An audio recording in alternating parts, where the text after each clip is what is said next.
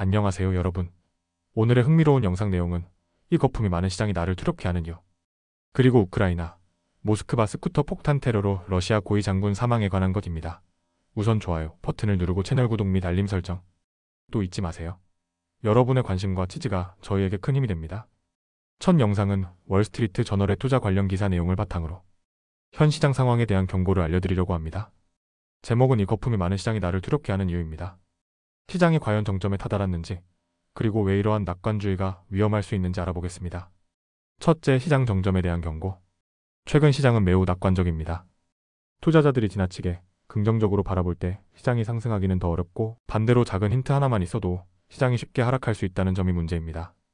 대표적인 지표인 시티그룹의 레브코비치 지표에 따르면 투자자들의 감정은 팬데믹 이후 대마초, 그린버블과 1999년 닷컴 버블을 제외하고 가장 낙관적입니다. 결국 이 말은 시장이 과열되었을 수 있다는 뜻입니다. 둘째, 낙관주의의 구체적인 증거들. 여기서 몇 가지 구체적인 신호를 짚어볼게요. 투자자 설문조사 인베스터즈 인텔러전스의 주간 조사에 따르면 투자 뉴스레터 작성자들은 매우 강세적입니다. 컨퍼런스 보드의 조사에서도 가게는 내년에 주식이 오를 거라고 강한 확신을 보였습니다. 펀드 매니저들의 투자 행태 뱅크 오브 어메리카 조사에 따르면 펀드 매니저들은 미국 주식에 역사상 가장 많은 비중을 두고 있다고 합니다.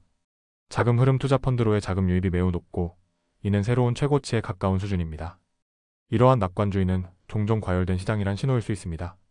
셋째, 곰들의 패배와 AI 낙관론. 시장을 비관적으로 보는 곰 약세론자들도 대부분 항복했습니다. 대표적인 경제학자 누리엘 루비니조차 나는 닥터 둠이 아니라 현실주의자라고 말을 바꿨습니다. 데이비드 로젠버그도 AI주도 생산성 붐이 시장의 가치평가를 무너뜨렸다고 지적했습니다. AI에 대한 기대감과 미국 경제의 강력한 성장은 많은 사람들에게 이번에는 다를 것이라는 착각을 불러일으키고 있습니다. 특히 블랙록의 투자 전략가인 웨일리는 AI에 대한 지출이 산업 혁명과 같은 규모로 빠르게 진행될 것이라고 주장하며 미국의 예외주의를 강조합니다. 넷째, 극단적 합의와 위험. 이러한 낙관주의는 가격에 그대로 반영되어 있습니다. AI 관련 주식들이 시장을 지배하며 미국 주식시장은 다른 지역 시장보다 훨씬 뛰어난 성과를 내고 있습니다.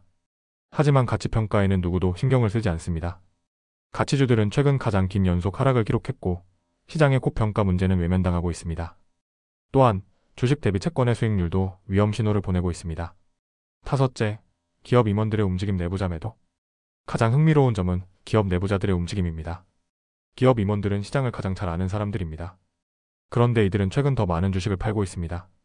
이는 그들조차 현재 주가가 너무 높다고 생각한다는 신호일 수 있습니다. 여섯째, 결론 위험한 군중심리. 물론 이 모든 것이 시장이 곧 하락할 것이라는 확실한 증거는 아닙니다. 하지만 지나치게 높아진 가격과 낙관주의, 그리고 내부자들의 매도 신호를 무시하기는 어렵습니다. 지금은 모두가 AI와 미국 경제가 잘 될 것이다 라는 이야기에 빠져 있습니다. 하지만 이런 군중심리에 휩쓸려 무작정 매수하는 것은 위험할 수 있습니다. 다음 영상은 월스트리트 저널의 긴급한 보도 내용을 바탕으로 우크라이나의 모스크바 테러 작전에 대해 알아보겠습니다. 러시아군 고위 장군이 사망한 사건이 국제적으로 큰 파장을 일으키고 있는데요. 이 사건의 배경과 의미를 쉽고 논리적으로 정리해보겠습니다. 첫째, 사건 개요 모스크바에서 발생한 테러. 화요일 새벽, 러시아의 수도 모스크바에서 스쿠터 폭탄이 폭발하면서 이고르 키릴로프 중장이 사망했습니다.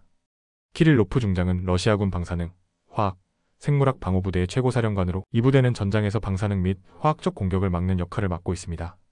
폭발은 모스크바의 한 주거용 건물 앞에서 발생했으며 키릴로프는 그의 보좌관과 함께 숨졌습니다. 이 사건은 우크라이나의 특수작전이었다고 우크라이나 보안국의 SBU에 밝혔습니다.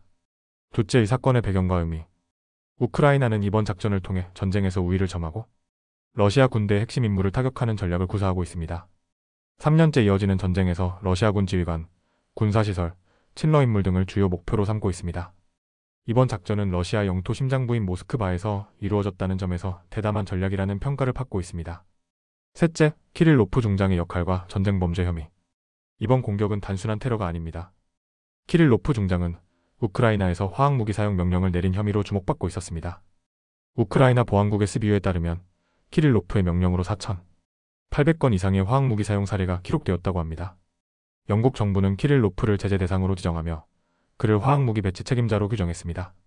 이러한 배경으로 볼 때 키릴로프는 러시아의 전쟁 범죄와 허위 정보의 핵심 인물로 간주되었습니다.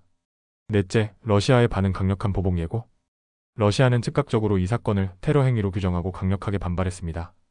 드미트리 메드베데프 러시아 안보위원회 부의장은 피할 수 없는 보복을 약속하며 우크라이나 지도부를 비난했습니다. TASS 통신에 따르면 키릴로프는 카메라로 감시되고 있었으며 원격 조작된 폭발 장치가 사용되었다고 합니다. 러시아 상원 부의장인 콘스탄틴 코사체프는 회복할 수 없는 손실이라며 처벌을 예고했습니다. 다섯째, 미국의 입장계 부인. 이번 사건에 대해 미국 국방부는 강력하게 부인했습니다. 미국은 사전에 작전을 알지 못했고 지원하지도 않았다고 펜타곤 대변인이 밝혔습니다. 이는 미국이 우크라이나의 대담한 작전에서 거리를 두려는 것으로 해석됩니다. 여섯째, 이번 공격의 전략적 의미. 우크라이나는 이번 작전으로 러시아 내부의 불안을 증폭시키고 군대의 사기를 떨어뜨리려는 목적을 달성하려 했습니다. 전선에서의 교착 상태를 타개하기 위해 러시아 심장부에서의 타격이 필요했다고 분석됩니다.